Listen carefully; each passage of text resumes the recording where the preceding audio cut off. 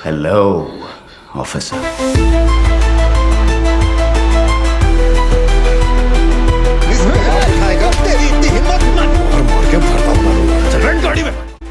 अगर आप सस्पेंस और थ्रिल के अलावा क्राइम जॉनर की फिल्में पसंद करते हैं तो ये वीडियो आपको जरूर देखना चाहिए।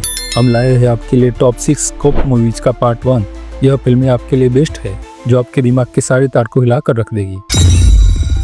ऑफिसर ऑन ड्यूटी, एक पुलिस इंस्पेक्टर जिसने सुसाइड कर ली है और 8 महीने के बाद एक गुस्सेल डीवाईएसपी हरिशंकर को आईपीएस ऑफिसर पर हमला करने के बाद डीवाईएसपी के पद से हटा दिया जाता है और एसएचओ के पद पर नियुक्त किया जाता है। उन्हें चंद्रबाबू नामक बस कंडक्टर के बारे में शिकायत मिलती है जो नकली सोने की चेन गिरवी रखने का प्रयास कर रहा है। यह लगता तो एक मामूली मामला है लेकिन उसके तार कई भयानक अपराधों से जुड़े हुए हैं। जांच में पता चलता है कि बस कंडक्टर की बेटी का यौन शोषण हुआ था, इसलिए वह आत्महत्या कर लेती है। हरी को पता चलता है कि जिस पुलिस इंस्पेक्टर ने सुसाइड की थी उसकी बेटी का भी यौन शोषण हुआ था।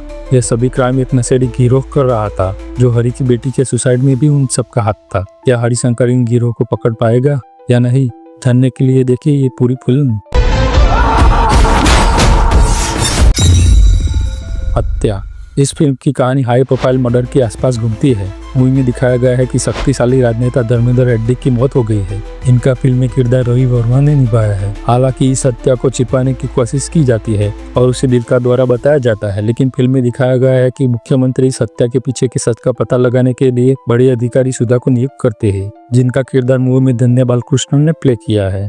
सुधा इस मर्डर की गुत्थी को सुलझाने के लिए एडी चोटी का जोर लगा देती है। कई सुराग सामने आते हैं तो कई बार सुधा को सच का पता लगाने के लिए कई मुश्किलों का सामना करना पड़ता है। फिल्म में कई ऐसे ट्विस्ट और टर्न्स आते हैं जिसे देखने के बाद आपका दिमाग हिल जाएगा। क्या सुधा उस हत्यारे को पकड़ पाएगी, जानने के लिए देखिए ये पूरी फिल्म।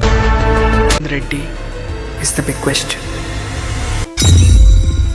इराटा, जिस तरह से इराटा की एंडिंग है इसके आगे विजय सेतुपति की महाराजा का अंत भी फीका सा लगता है। क्लाइमेक्स कुछ इस तरह का है जिसको प्रिडिक्ट कर पाना नामुमकिन है। जब जब आप अनुमान लगाना चाहोगे तब तब आप पूरी तरह से फेल हो जाएंगे ये जानने में कि अंत कैसा होने वाला है। कहानी की शुरुआत होली के दिन एक खौफनाक आवाज से होती है जहां पुलिस स्टेशन में एक ऑफिसर जॉर्ज का मर्डर कर दिया गया है। अब सब लोग इस बात से हैरान है कि आखिर रहस्यमय तरीके से ये मर्डर किया तो किसने किया। जिस ऑफिसर का मर्डर होता है उसका अपना भाई इसके मर्डर इन्वेस्टिगेशन की शुरुआत करता है। फिल्म में जॉर्ज 2 जुड़वा भाइयों के किरदार में है। एक वो है जो मर गया, दूसरा वो है जो इस मर्डर की इन्वेस्टिगेशन कर रहा है। यहाँ इस तरह से सस्पेंस क्रिएट किया गया है जिससे देखकर इस बात का अंदाजा लगाना मुश्किल हो जाता है कि हीरो कौन है और कौन है विलन। कहानी कुछ इस तरह से हमारे दिमाग पर हावी होती है जिसे देखकर समझ नहीं आता आखिर ये सब चल क्या रहा है और इसका अंत क्या होने वाला है। आखिर इसके तार किन पहलुओं से जुड़े हुए हैं और यह हमें क्या दिखाने की कोशिश की जा रही है। यह सब जानने के लिए आपको ये पूरी फिल्म देखनी पड़ेगी।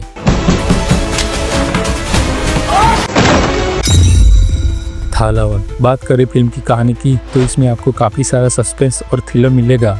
कहानी 2 किरदार जयशंकर और कार्तिक के चारों ओर घूमती है। कार्तिक ऐसा पुलिस अधिकारी है जिसका 2 साल में कई बार तबादला हो चुका है और इसकी वजह उसका मनमानी करना है। जब उसकी पोस्टिंग जयशंकर के स्टेशन पर होती है तो जयशंकर कहता है कि उसकी मनमानी नहीं चलेगी। दोनों में बराबर कुछ न कुछ बात पर बहस होती रहती है, पर कहानी में ट्विस्ट तब आता है जब एक लड़के की लाश जयशंकर के घर में मिलती है और वह लड़की और कोई नहीं बल्कि जयशंकर की बीवी पर हमला करने वाले आदमी जोशी की बीवी रम्या होती है।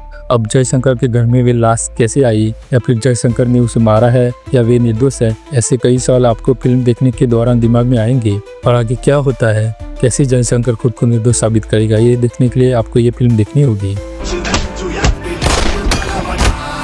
लगता है वो मेरे जैसे ही है।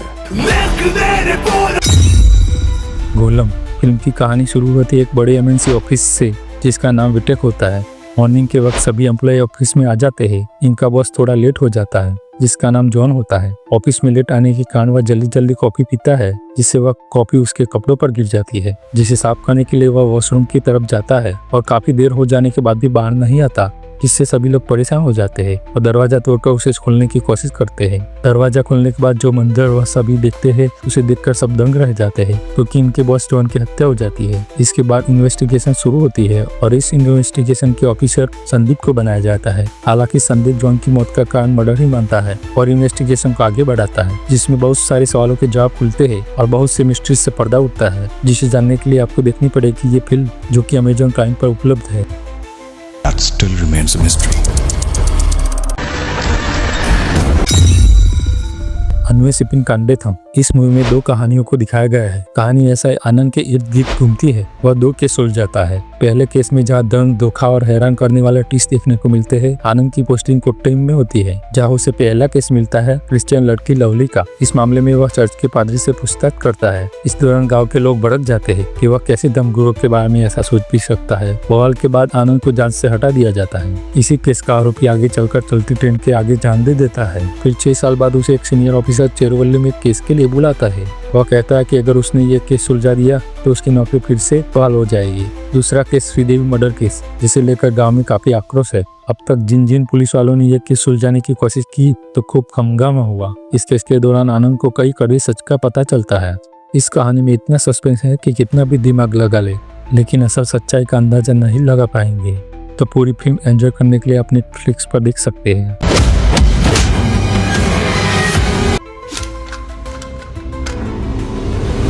अगर आपको ये वीडियो अच्छा लगे तो लाइक सब्सक्राइब जरूर करिए। धन्यवाद।